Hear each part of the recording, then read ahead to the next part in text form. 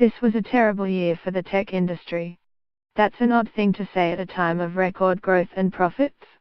In 2017, large American tech companies have kept hauling in more money and more users, and, to a degree that might seem dystopia, they continued to expand their foothold in our lives.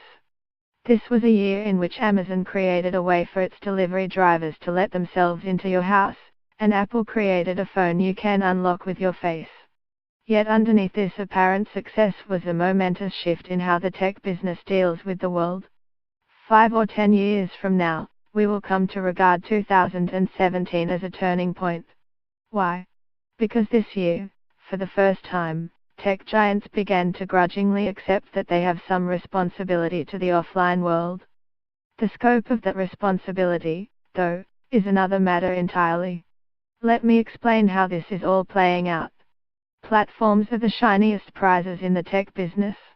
The reason the 5 most valuable American tech companies, Amazon, Apple, Facebook, Alphabet and Microsoft, are also the 5 most valuable American companies of any kind is that they own these fundamental building blocks of the digital economy, whether they are operating systems, app stores, social networks, cloud servers, or shipping and logistics infrastructure.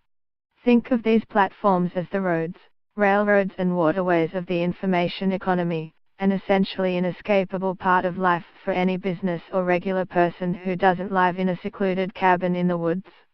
For years, despite their growing power, tech platforms rarely garnered much scrutiny, and they were often loath to accept how much their systems affected the real world. Indeed, the online ethos has been that platforms aren't really responsible for how people use them. It might as well be the slogan of Silicon Valley, "We just make the tech, how people use it is another story." In 2017, that changed.